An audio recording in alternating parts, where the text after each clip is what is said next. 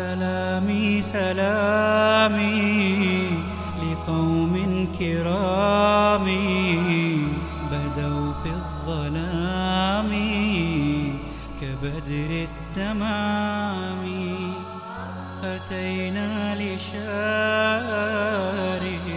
الخير شوقا لقصد المعالي نحمده ونصلي علی رسولہ الکریم اما بعد۔ قابل صد احترام معزز دوستوں، ساتھی اور بزرگوں، اللہ رب العزت نے ہمیں جو جسم عطا فرمایا ہے وہ اللہ رب العزت کی ایک مقدس امانت ہے، اور اس مقدس امانت کو اسی طرح خرچ کرنا ہے، استعمال کرنا ہے جس طرح اللہ رب العزت نے اس کے بارے میں حکم عطا فرمایا۔ ہم میں سے ہر ایک شخص کے پورے جسم کا ایک ایک عضو امانت ہے۔ آنکھ امانت ہے، کان امانت ہیں، زبان امانت ہے، ہاتھ پیر امانت ہیں۔ اللہ رب العزت نے ان میں سے ہر عضو کے استعمال کا دائرہ کار بھی بیان فرما دیا، طریقہ کار بھی بیان فرما دیا، اور شاید یہی وجہ ہے کہ حدیث کے اندر آپ صلی اللہ علیہ وسلم نے ارشاد فرمایا، الدنیا سجن المؤمن و جنت الکافر۔ دنیا مومن کے لیے قید خانہ ہے، کافر کے لیے جنت ہے۔ اس لیے کہ جنت کے بارے میں قرآن کریم نے اصول یہ بیان کیا ہے، لہم فیہا ما یشاؤون، کہ جنت میں لوگوں کے لیے اپنی من چاہی خواہشات اور من چاہی زندگی ہوا کرتی ہے۔ جو دل کے اندر آئے اس کے مطابق کر لیا جائے، یہ جنتیوں کی صفات میں سے ہے، اور یہ جنت کے اندر جا کر نعمت ملے گی۔ جب تک ہم بقید حیات ہیں اور اس دنیا کے اندر چلتے پھرتے ہیں تو ہم اللہ رب العزت کے احکام کے تابع ہیں، اور تابع فرمان رہ کر ہمیں اپنی زندگی گزارنی ہے۔ ہماری آنکھیں آزاد نہیں، ہمارے ہاتھ آزاد نہیں، ہمارے پیر آزاد نہیں، دل دماغ کے تفکرات و تأثرات آزاد نہیں، ہماری سوچیں، ہمارے کان آزاد نہیں، بلکہ اللہ رب العزت نے مباحت اباحت کا بھی ایک دائرہ بنا لیا، جائز چیزوں کا بھی ایک دائرہ بنا دیا، اور اس دائرے سے باہر ان میں سے کسی عضو کو استعمال کرنا جائز نہیں۔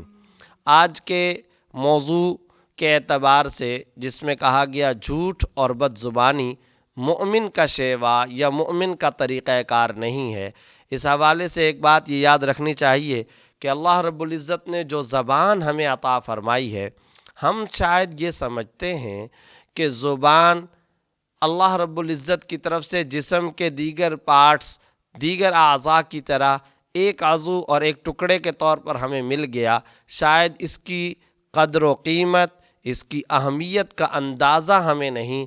اس کی اہمیت کا اندازہ اس سے پوچھا جائے جسے اللہ رب العزت نے یہ دولت نہ دی ہو۔ یہ کوئی معمولی لوتھڑا نہیں ہے، یہ صرف اور صرف جسم کے اندر گوشت کی ایک بوٹی نہیں ہے، یہ صرف اور صرف زبان استعمال کرنے کے لیے ایک عضو کے طور پر نہیں دیا گیا، بلکہ اس زبان کی اللہ رب العزت کے ہاں اس قدر غیر معمولی وقعت ہے، اس قدر غیر معمولی تاکیدی اہمیت ہے کہ شاید ہی کسی عضو کی ہو۔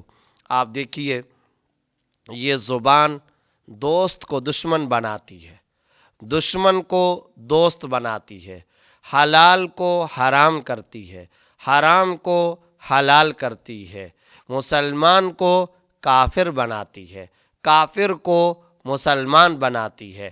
آپ دیکھتے چلے جائیے، یہ میں نے ضابطہ بیان کر دیا، اب آپ اپنی زندگی کے حوالے سے اس ضابطے کی روشنی میں زبان کا یہ استعمال اور اس کی اہمیت کا جائزہ لیتے چلے جائیے۔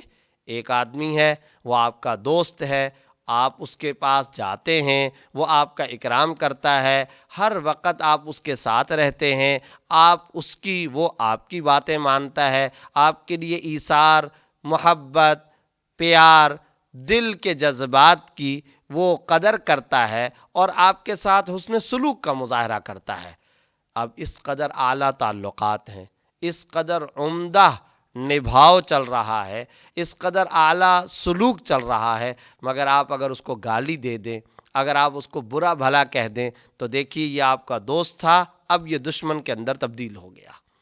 اسی طریقے سے ایک دشمن ہے، آپ کا اس کے ساتھ کوئی تعلق واسطہ نہیں ہے، آپ اس کے ساتھ کسی قسم کا تعلق نہیں رکھنا چاہتے، آپ کے ساتھ دشمنی کا ایک عرصہ دراز چلا آ رہا ہے، اور کسی وقت وہ آپ کو برا بھلا کہتا ہے، کبھی آپ اسے برا بھلا کہتے ہیں، یہ تعلقات چل رہے ہیں، کشیدگی چل رہی ہے، تلخی چل رہی ہے، ناراضگی چل رہی ہے، مگر اسی تلخی، اسی ناراضگی، اسی غصے اور غضب کی حالت میں اگر آپ اس کے ساتھ پیار کے دو بول بول لیں، اگر آپ اس کے ساتھ حسن سلوک کا مظاہرہ کر لیں، اس دشمن کو آپ اپنی زبان سے بھائی کہہ دیں، اس دشمن کو اگر آپ اپنی زبان سے دوست کہہ دیں، تو کل تک جو دشمن تھا اب وہ آپ کا دوست بن چکا ہے۔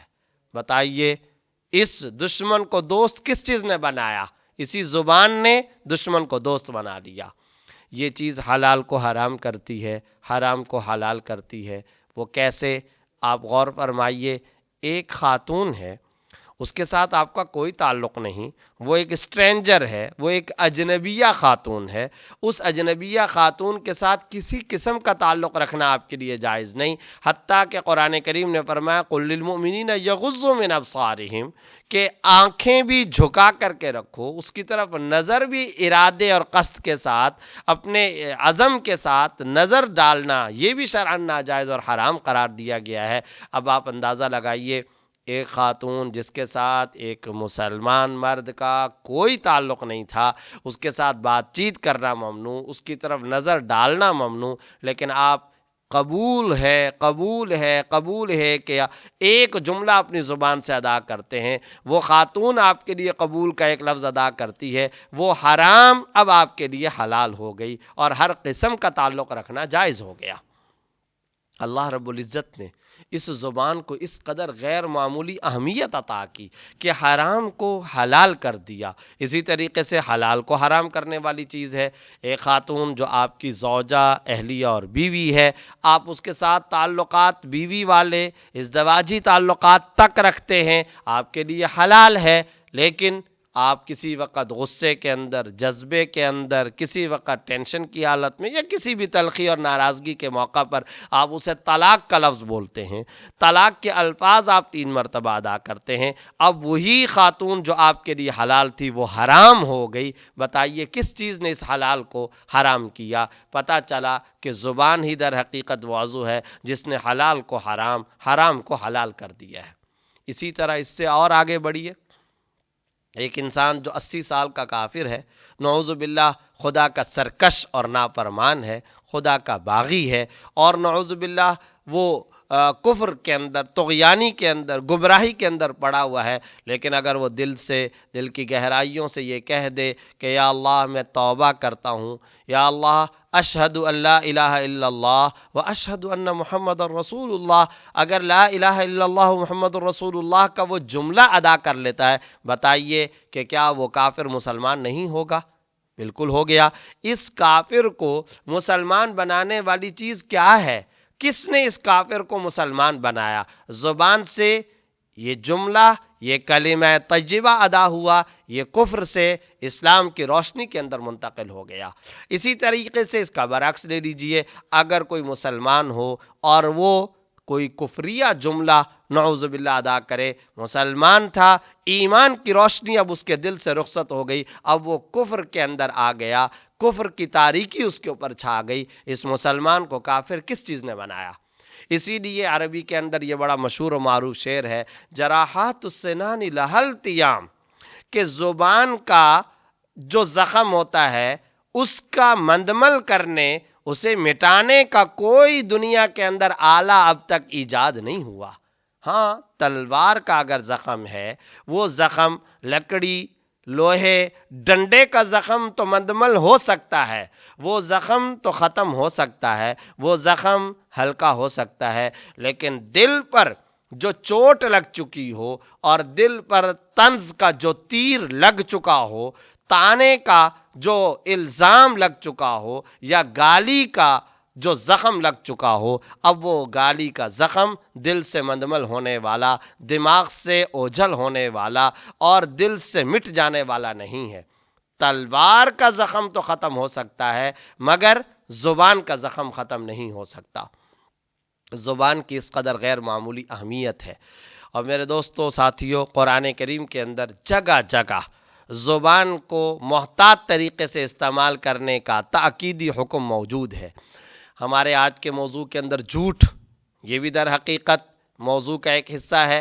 آپ دیکھیے کہ یہ جو جھوٹ بولا جاتا ہے یہ بھی زبان و قلم سے بولا جاتا ہے، زبان و قلم سے جھوٹ نکالا جاتا ہے۔ یہ اس قدر شدید ترین گناہ ہے کہ قرآن کریم کے اندر صریح لفظوں کے اندر کہہ دیا گیا لعنت اللہ علی الکاذبین، جھوٹوں پر اللہ رب العزت کی لعنت ہو۔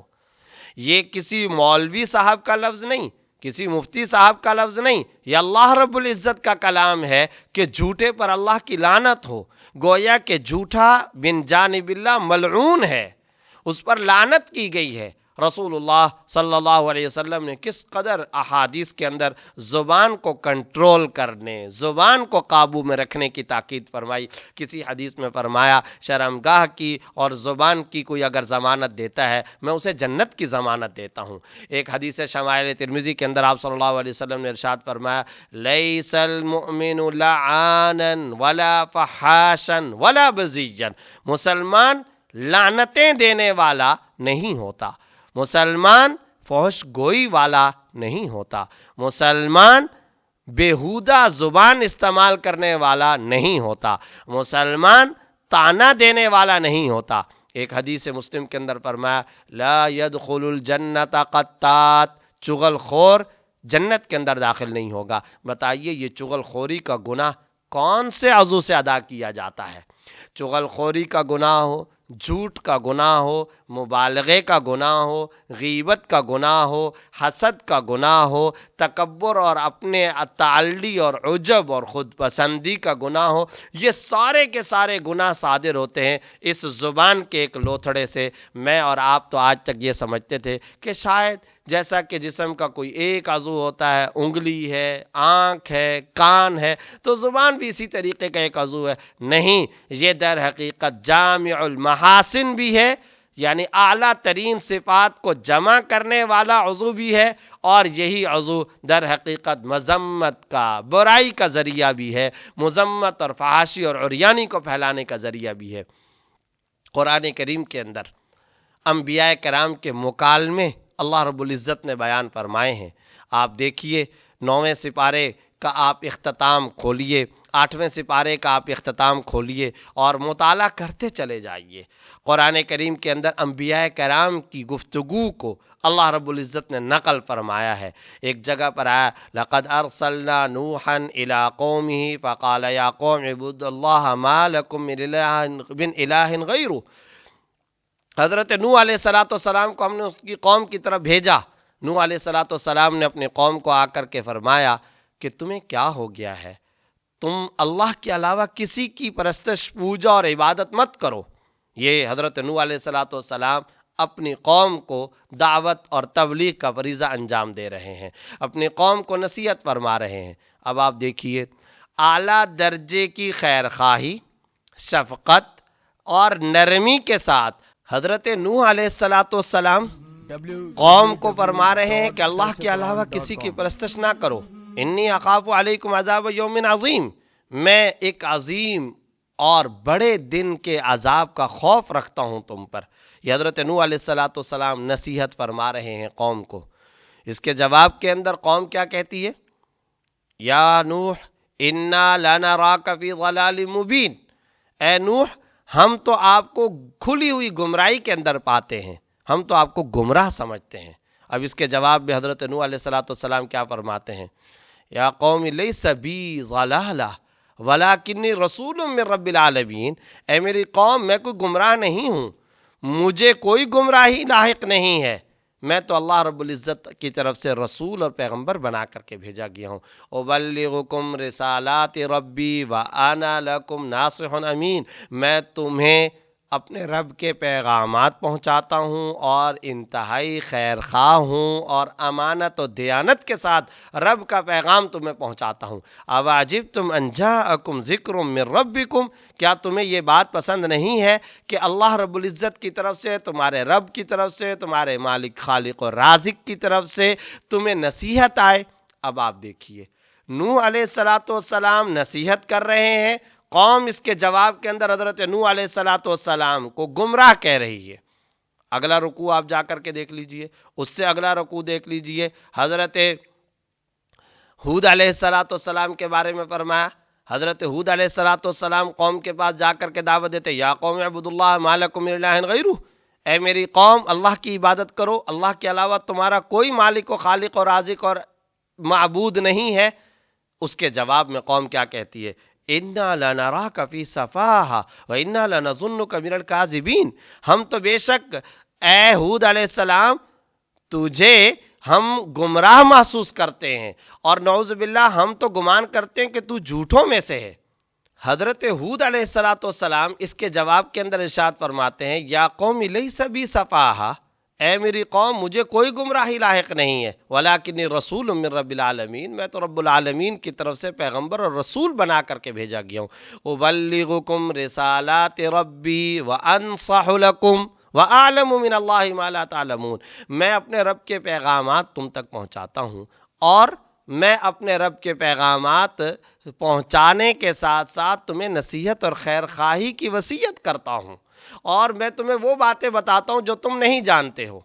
آپ ان انبیاء کرام علیہ السلام کی سیریز کا مطالعہ کرتے چلے جائیے۔ کہیں قوم سمود کی طرف حضرت صالح علیہ السلام کو بھیجا گیا، کہیں پر حضرت ہود علیہ السلام کو بھیجا گیا، کہیں پر حضرت نوح علیہ السلام کو بھیجا گیا۔ ان انبیاء کرام کے مکالموں کو اللہ رب العزت نے نقل فرمایا ہے، اور نقل فرما کر کے کیا بتایا جا رہا ہے کہ یہ انبیاء کرام اخلاق اور کردار کی کس بلندی پر فائز ہیں۔ ادھر سے انہیں گمراہ کہا جاتا ہے، ادھر سے انہیں نعوذ باللہ جھوٹا کہا جاتا ہے، ادھر سے انہیں بے وقوف کہا جاتا ہے۔ اس کے جواب کے اندر حضرات انبیاء کرام علیہ السلام نے کسی قسم کی ہلکی گفتگو کا اہتمام نہیں فرمایا، بلکہ فوراً اس اعتراض کا مختصر سا جواب دیا، اور اس کے فوراً بعد اخلاق کی اور حسن گفتگو کی کس بلندی کا مظاہرہ کیا، یا قوم لیس بی سفاہہ، اے میری قوم مجھے کوئی گمراہی، کوئی بے وقوفی نہیں ہے، ولکنی رسول من رب العالمین، میں تو اللہ رب العالمین کی طرف سے پیغمبر اور رسول بنا کر کے بھیجا گیا ہوں۔ میں تمہیں وصیت کرتا ہوں، میں تمہارے لیے امانت دار ہوں، خیر خواہ ہوں، میں تمہارے لیے ایک معتبر ہستی ہوں، میں تمہیں اعلیٰ درجے کی نصیحت اور وصیت کرتا ہوں، خیر خواہی کا پیغام پہنچاتا ہوں، اللہ رب العالمین کی طرف سے ذکر یعنی نصیحت کا پیغام پہنچاتا ہوں۔ ادھر سے یہ کہا جا رہا ہے، ادھر سے پیغمبر جواب یہ عطا کر رہا ہے۔ یہ نقشہ کھینچا ہے اللہ رب العزت نے حضرات انبیاء کرام کا۔ در حقیقت سبق سکھانا مقصود ہے مجھے اور آپ کو کہ ہم اپنی زبان کو کنٹرول میں رکھیں، ہم اپنی زبان کو قابو میں رکھیں۔ ہمارے اندر بھی اخلاق اور کردار کی بلندی ہونی چاہیے، ہمارے اندر بھی اخلاق اور کردار کی وہ بلندی ہونی چاہیے جس بلندی کا اشارہ حضرات انبیاء کرام علیہ السلام نے فرمایا، جس بلندی کا تذکرہ کتب احادیث کے اندر رسول اللہ صلی اللہ علیہ وسلم نے ارشاد فرمایا۔ ترمذی جلد ثانی کی ایک روایت کے اندر آپ صلی اللہ علیہ وسلم نے ارشاد فرمایا، المسلم اخو المسلم لا یکذبہ ولا یخذلہ ولا یترکہ، مسلمان کا بھائی ہوتا ہے، اور مسلمان کبھی دوسرے مسلمان کے ساتھ جھوٹ نہیں بولتا، اسے رسوا نہیں کرتا، اسے بے یار و مددگار نہیں چھوڑتا۔ یہ جگہ جگہ احادیث کے اندر آپ صلی اللہ علیہ وسلم بیان فرما رہے ہیں۔ سورۃ الحجرات کا آپ مطالعہ کیجئے، پوری کی پوری سورۃ الحجرات کا خلاصہ آپ کو نظر آئے گا کہ کردار کی بلندی، اخلاق کی بلندی اور گفتگو کرنے کا قرینہ اور سلیقہ سکھائے جانے پر مشتمل ہے۔ کہیں پر سورۃ الحجرات میں اللہ رب العزت ارشاد فرما رہے ہیں، یا ایھا الذین آمنوا لا ترفعوا اصواتکم فوق صوت النبی ولا تجہروا لہ بالقول کجہر بعضکم لبعض ان تحبط اعمالکم وانتم لا تشعرون، کہ اے مسلمانوں، اے ایمان والو، نبی کی آواز سے اپنی آواز کو بلند نہ کرو، یہاں پر بھی گفتگو کا ایک قرینہ سکھایا جا رہا ہے۔ آگے کی آیات جا کر کے آپ پڑھیے، اس کے اندر آ رہا ہے کوئی قوم کسی دوسری قوم کا مذاق نہ اڑائے، کوئی خاتون کسی دوسری خاتون کا مذاق نہ اڑائے۔ اب یہ مذاق اڑانے کا معاملہ جہاں ہاتھ سے ہوتا ہے، اشاروں اور کنایوں سے ہوتا ہے، وہاں سب سے زیادہ یہ گناہ صادر ہوتا ہے تو زبان سے صادر ہوتا ہے کہ زبان کے ذریعے سے دوسرے کا مذاق اڑایا جاتا ہے۔ غیبت نہ کرو۔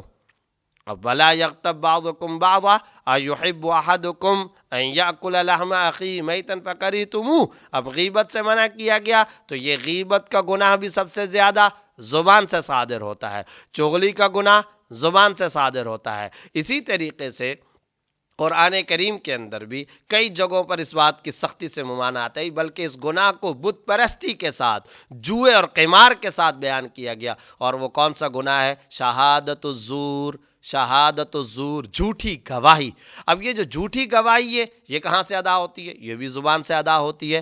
رسول اللہ صلی اللہ علیہ وسلم نے ترمذی جلد ثانی کی ایک روایت کے اندر ارشاد فرمایا، صحابہ کرام جمع تھے، فرمایا الا احدثکم باکبر الکبائر، کیا میں کبیرہ گناہوں میں سے بھی سب سے بڑا اور سب سے سخت گناہ تمہیں نہ بتاؤں؟ صحابہ کرام نے فرمایا بلا یا رسول اللہ، ضرور ارشاد فرمائیے۔ آپ صلی اللہ علیہ وسلم نے ارشاد فرمایا الاشراک باللہ وعقوق الوالدین، اللہ کے ساتھ شریک ٹھہرانا اور والدین کی نافرمانی کرنا، یہ کبیرہ گناہوں میں سے بھی بڑا گناہ۔ اور پھر حضرات صحابہ کرام نے آپ صلی اللہ علیہ وسلم کی اس قصے اور اس حکایت کو نقل فرمایا کہ آپ صلی اللہ علیہ وسلم نیند درازی کی حالت میں آرام فرما تھے، جس وقت یہ جملہ ارشاد فرمایا، پھر اٹھ کر کے بیٹھ گئے اور پھر فرمایا کہ میں اس میں بھی تم کو سب سے زیادہ کبیرہ اور سخت گناہ کے بارے میں نہ بتاؤں؟ صحابہ نے فرمایا کہ بتائیے۔ تو آپ صلی اللہ علیہ وسلم نے بار بار ارشاد فرمایا شہادت الزور، شہادت الزور، شہادت الزور،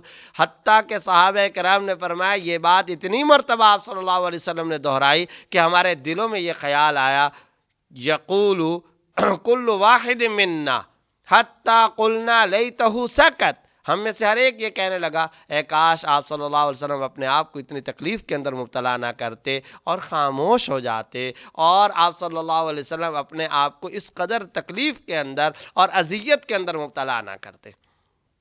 یہ کیا ہے؟ یہ شہادت الزور کہاں سے ادا ہو رہا ہے؟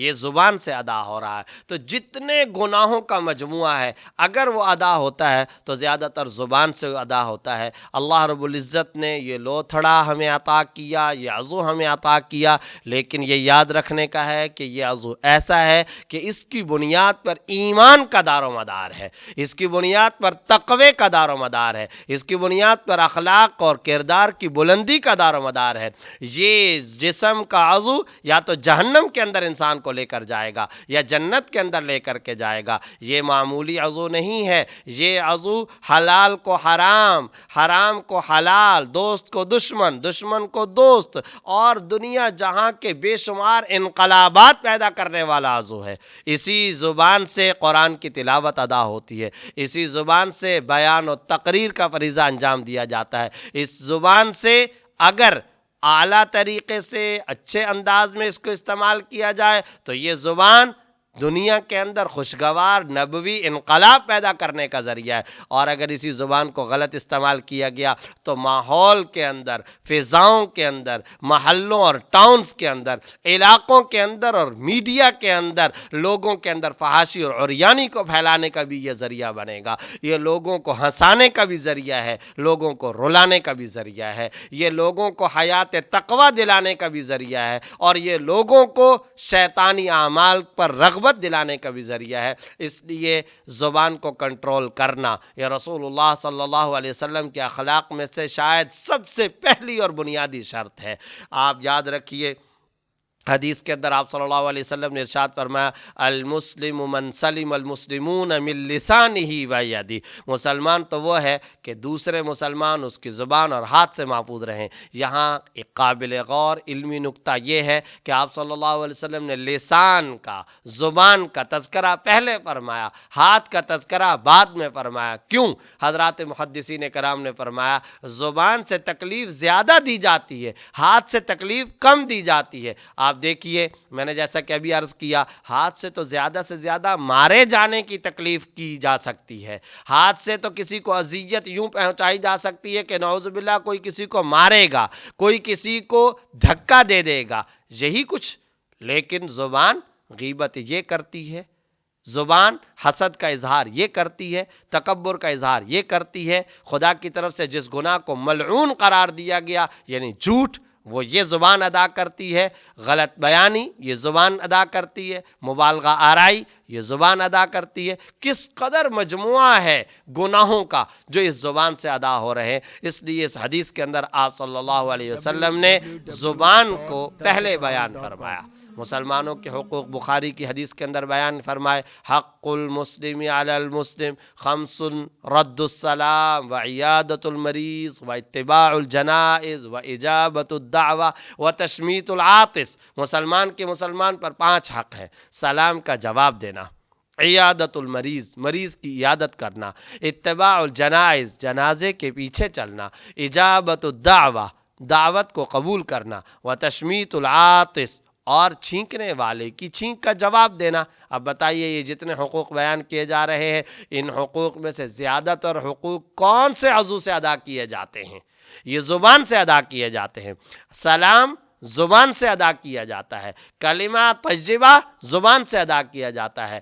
مسلمانوں کے حقوق یعنی عیادت کے یا اسی طریقے سے چھینک کا جواب دینا یہ زبان سے ادا کیا جاتا ہے. تو یہ بے شمار حقوق ادا کرنے کا بھی ذریعہ ہے. جہاں اللہ کے حقوق اس عضو سے ادا ہوتے ہیں وہاں حقوق العباد بھی اس عضو سے ادا ہوتے ہیں. اس لیے اسے ہلکا سمجھنا، قینچی کی طرح اسے استعمال کرتے چلے جانا، اور یہ سمجھنا کہ شاید میں زبان سے جو جملہ ادا کر رہا ہوں اس جملے کو ادا کرنے کے بعد مجھے کہیں اس کو ثابت نہیں کرنا ہوگا، یہ انتہائی درجے کی حماقت ہے.